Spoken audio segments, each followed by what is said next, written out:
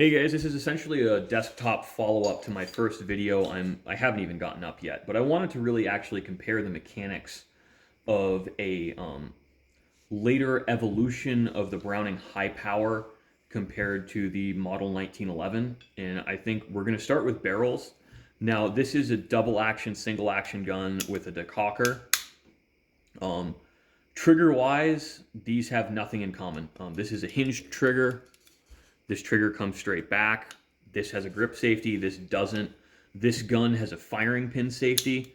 So when you pull the trigger, you lift this little dingus, which hits this firing pin block here and allows the firing pin to slam forward.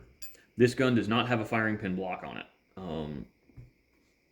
It does have some out of battery safety features, but I don't really feel comfortable speaking to those like I do speaking to the other features.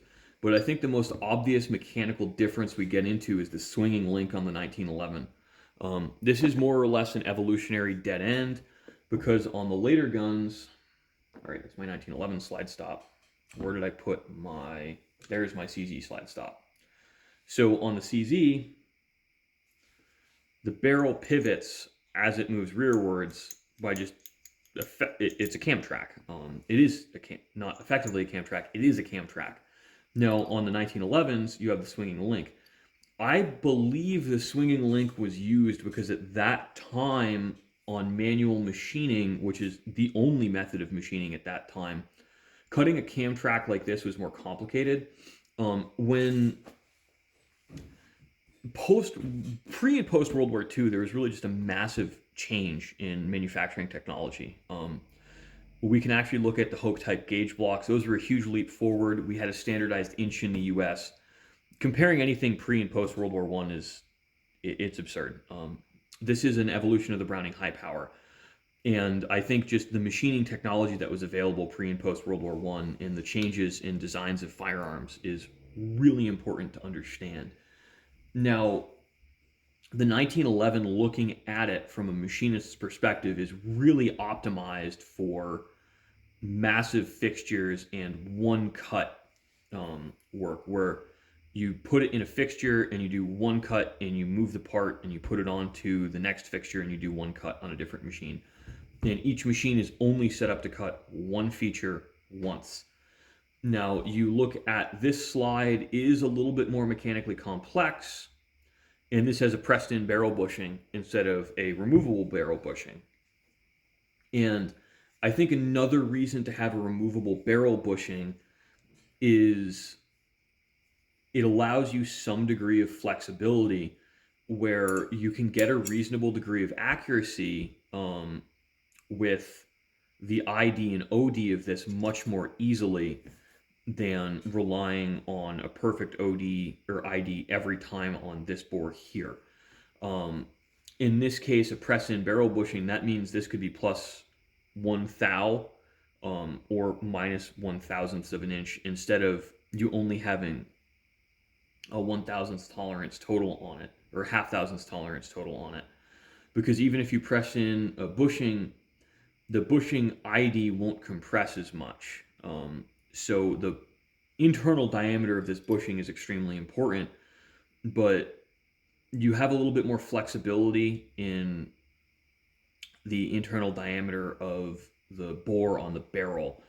Now, I do think with today's manufacturing technology, barrel bushings are completely obsolete. There's no reason to be using them.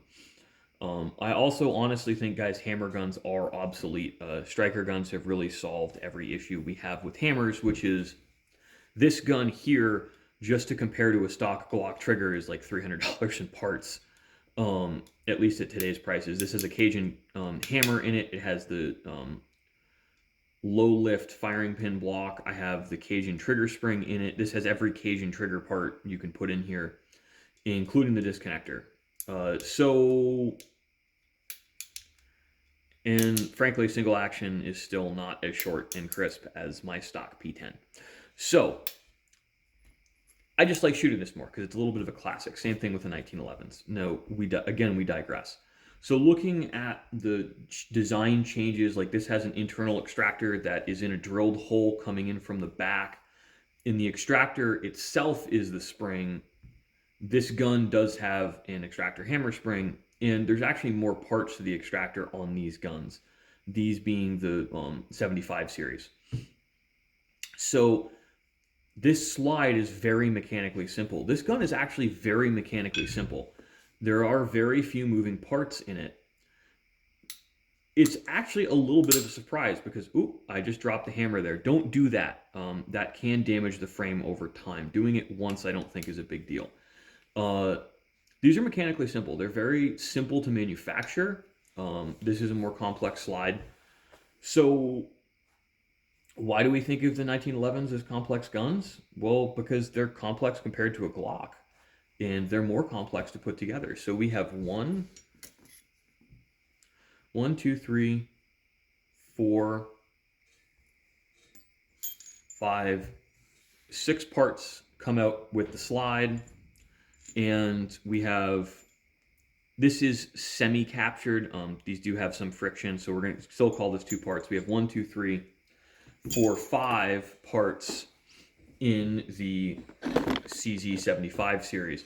But these are harder to put back together and reassemble because of the swinging link. It has to be lined up. If you have a tool with you, I use a small Allen key, I should say, or a small pin punch. It's very easy to assemble and reassemble. It can be more difficult in the field. The CZ, honestly, I can almost do it with my eyes closed.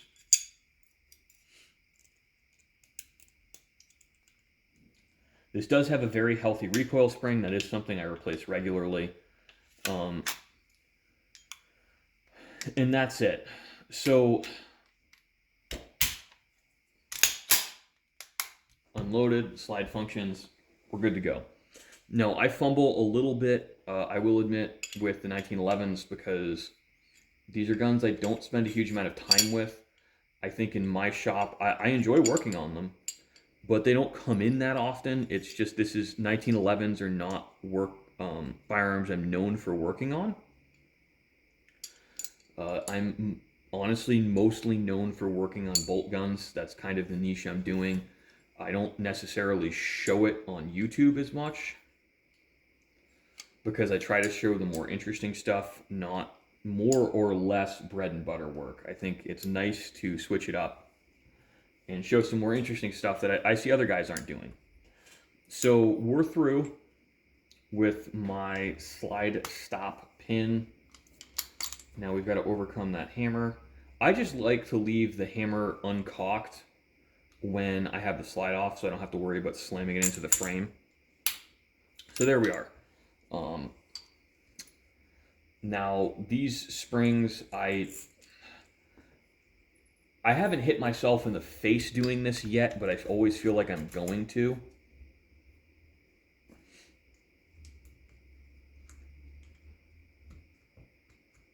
So that's what it takes to reassemble a 1911.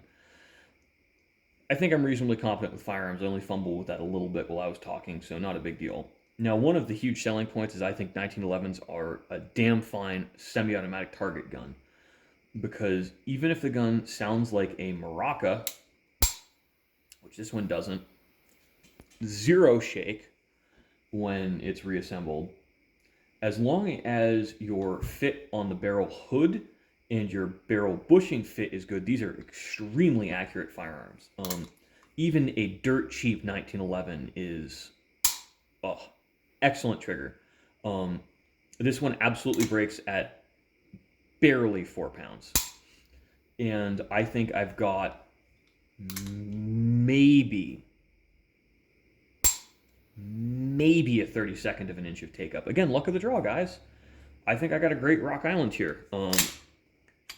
You know, it's definitely not undersprung. You do hear stories of these firearms being understrung and people putting in aftermarket recoil springs. Things may have changed since the older guns.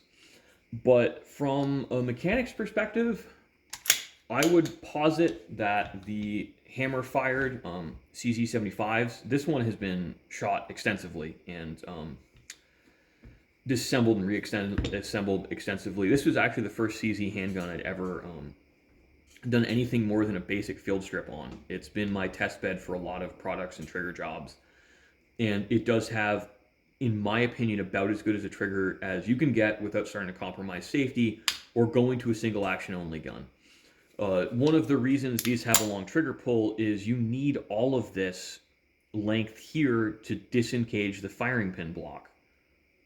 There's no dead travel in my trigger. You can't see it on camera, but as soon as that trigger starts moving, the firing pin block starts lifting.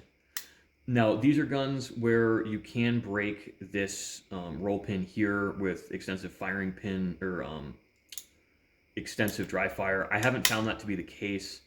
I have the CZ's extended firing pin and their reduced power hammer spring, so I think that will ease wear on these.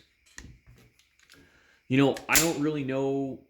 I've heard you can break extractors on these just dropping the slide like I do. I've never seen it in person. That may just be a small sample size because I don't spend enough time with 1911s, but it's just that trigger break is excellent. Now, these are great guns. You know, I don't think you should run out and buy one just because I like them, but if you're on the market for a budget-friendly 1911, absolutely buy one. They're great guns. And I don't want to run this video too long. I think in the comments what we can do as a group is pick one component on these we want to do a deep dive in and look at it from a machinist's perspective.